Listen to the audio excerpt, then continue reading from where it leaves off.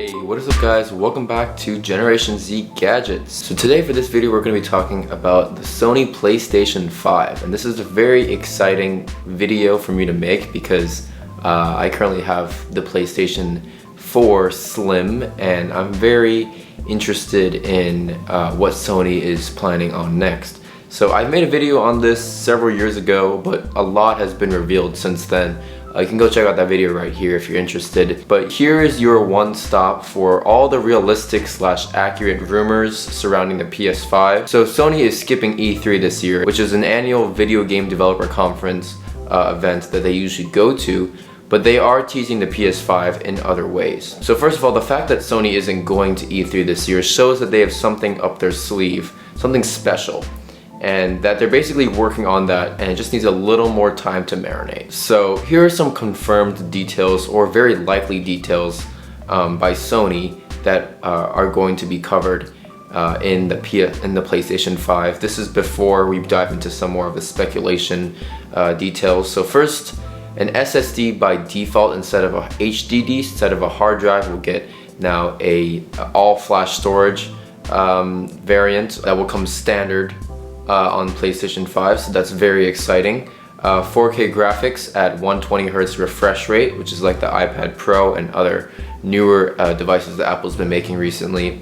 Also support for 8K graphics, so that's going to be really big. That's something that the PS4 could not do. An 8-core CPU from Radeon's Ryzen chips and a GPU from AMD Radeon chips. So AMD does make good graphics and good CPUs, so you can expect for this to be a powerhouse of a machine. Also it'll have support for 3D audio, and we'll get into that a bit later. And one of my most anticipated features, backwards compatibility with PS4 games. And you should aim for release, they're aiming for a release in 2020. So clearly it's a big release for Sony and something they hope will sell like crazy. And the PS4 Slim / Pro are reaching the end of its product cycle, so it's time for Sony in the next year or two to actually start putting out a new product. And this product is going to need to set the future for Sony for console gaming for the next 5 to 10 years. As for the rumors, there's also a lot of information. So Sony has stated that the direction in which they want to take the PlayStation in the coming years is best described by the words immersive and seamless. So I can see immersive being achieved by Sony with the increased graphical power, faster rendering speeds in games, new audio technology, and the new SSD, which should come standard with the base model of the PS5, and that should be zippy fast.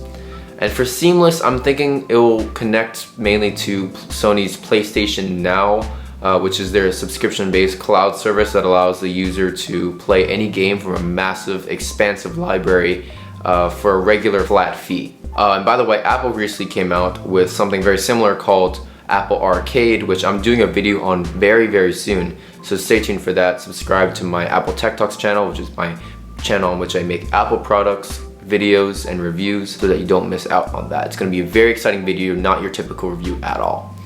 Sony wants to make 5G speed standard on their PlayStation consoles, probably to improve the experience on PlayStation Now. And they also want to popularize the use of remote play, which is that feature that allows you to stream gameplay from your TV to your smartphone or handheld gaming device like a Sony PS Vita. Which, by the way, if you're interested in a Sony handheld gaming device video, sort of like a roundup of all the portable gaming devices that Sony offers in 2019, make sure to leave a comment down below and subscribe if you're interested in that, and leave a thumbs up. Don't forget about that too, that's very important. I'm very interested in doing a video like that. Sony also recently demoed performance of a PS4 Pro to their next gen PS5, which is currently in the works obviously, and the performance difference is astronomical. Expect the performance of the PS5 to be unlike anything you've ever seen, capable of dealing with high resolutions, frame rates, refresh rates, and high quality audio. One of the Sony hardware architects, Mark Cerny, also stated that the SSD in use on the PS5 will be about 18 to 19 times faster than the standard issue. And like I said, the PS5's backwards compatibility, which is one of my most anticipated features since the PS4 lacked it, and I had the PS3 at the time, so I was very disappointed that the PS4 did not support PS3 games. Will basically allow PS4 users to play with PS5 users online, as well as for PS4 games to work on the PlayStation 5. And this would be very cool. Also, the PlayStation VR will be compatible with the PS5, and a new generation is rumored to be in the works, but not confirmed to debut alongside this new console. So there's one wild rumor that I want to mention in this video just for the sake of the video and for the sake of your curiosity, just to get you guys excited about the prospect of this even happening. The PS5 is rumored by several sources actually to be backwards compatible with all of the PlayStation generations. So that's all the way back to the PS1, which I think came out in the late 90s. Like I said, it's very difficult to do, and compatibility with the PS4 is already a major feat.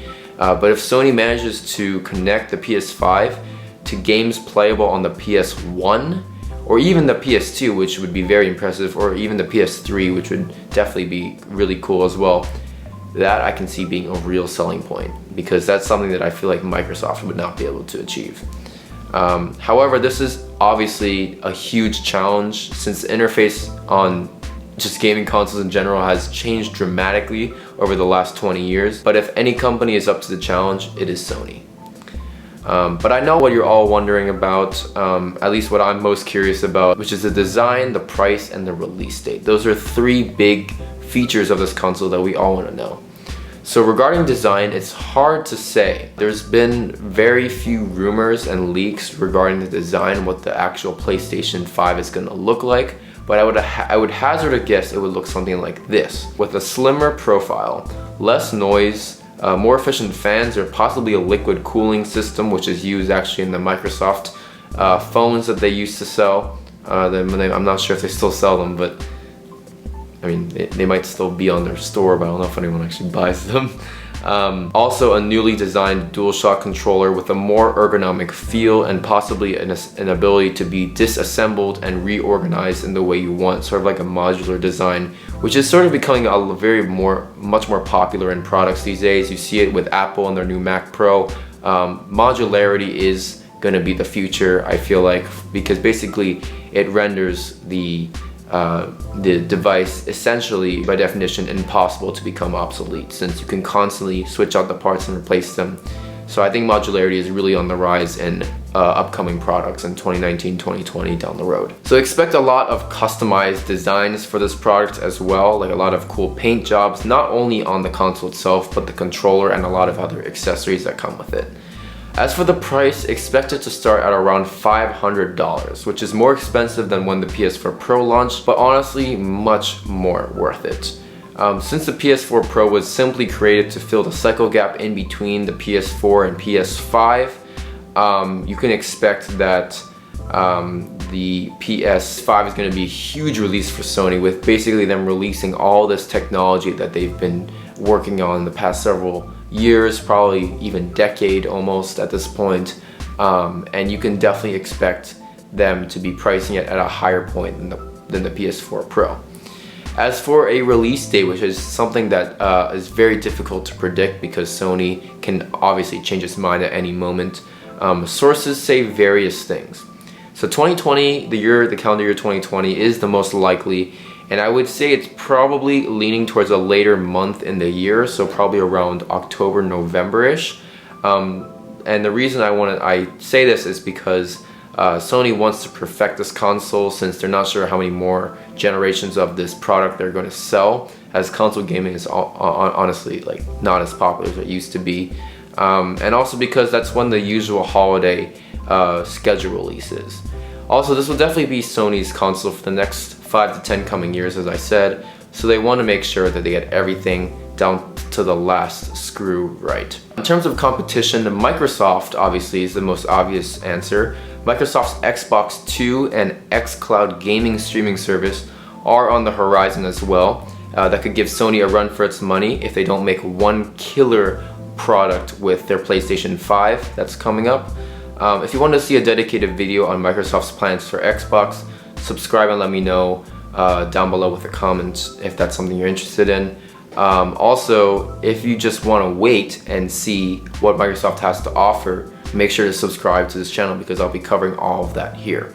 I would honestly say, unless you're a die-hard, like cannot switch Sony PlayStation user, you should definitely keep an open mind to both consoles. They're both going to be fantastic options, and I cannot wait to make a video, a comprehensive buyer's guide on which console is the better choice for you. Overall, Sony's absence from E3 this year really speaks volumes at the end of the day in terms of what they must be planning.